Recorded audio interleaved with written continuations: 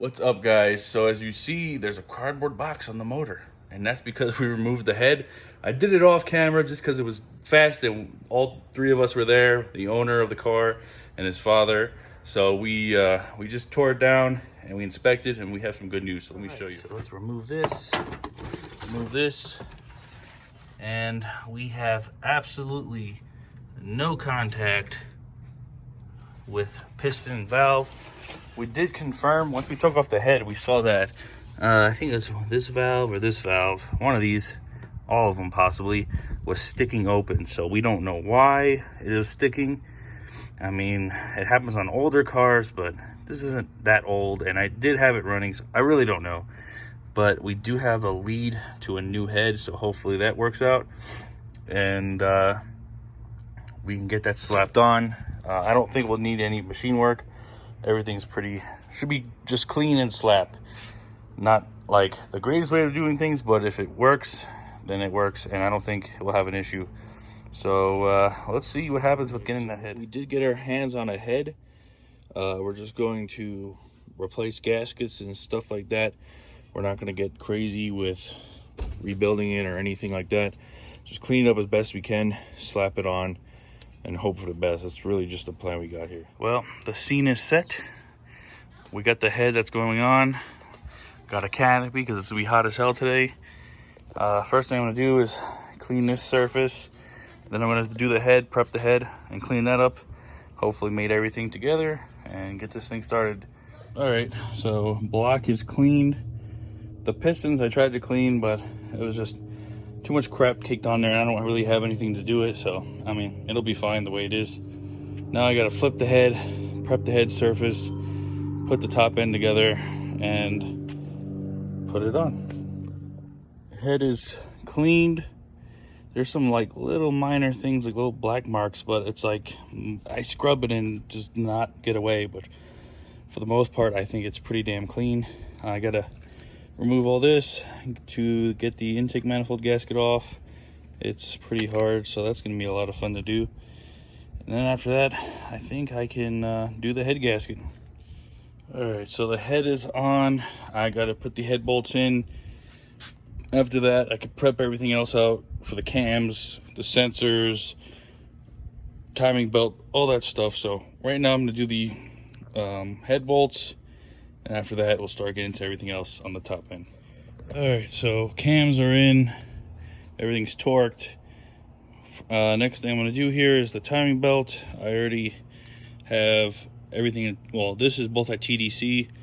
I'm going to set the crank to TDC, and the B series, just like the K series, I found out has a little pin right here so you could lock it up so it stays at TDC, which is pretty cool.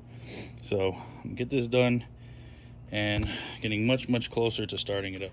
Well, I was gonna go install the timing belt, and this is what Rock Auto sent me. By no means is this even correct. The box, part number on the box is correct, but yeah, I have no idea what this is for. A freaking tractor. But the old one was, you know, in good condition. It just, to be safe and everything, we figured we'd just replace it, but honestly I'll just reuse it. I don't think we'll have issues, so that kind of stinks, but whatever. So yesterday I got the timing belt on. I had to reuse the old one, but everything worked out.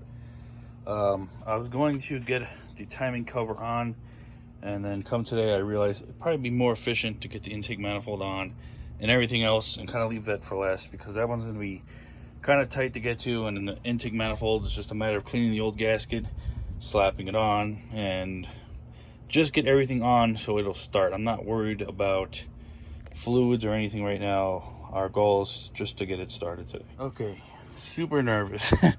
Everything is put on the car that we need to get it started.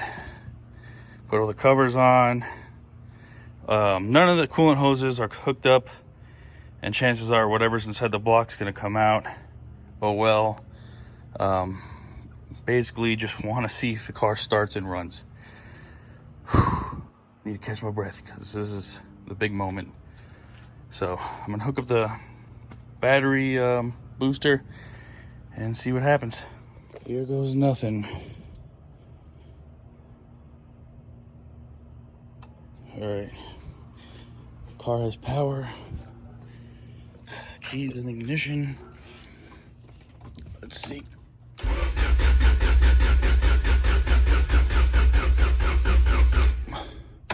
It's cranking.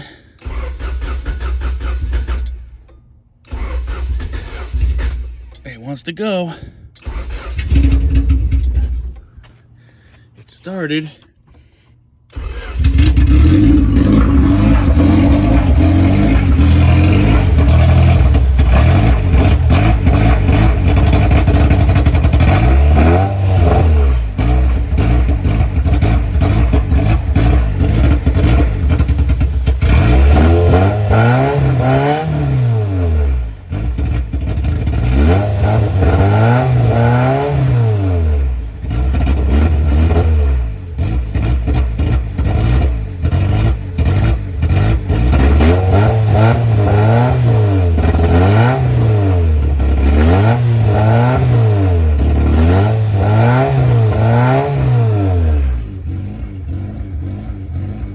It runs. Time to shut her off.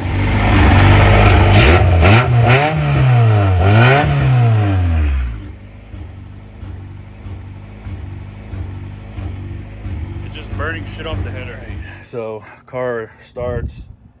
If I try to drive it, I'm sure it'll drive. It doesn't have coolant in it, but I just talked to the owner or the father of the owner, and I told him basically where I'm at. The car runs, it'll drive, but it's got a million wiring issues. The suspension's shot. There's so many things wrong with this car. No interior, all this stuff.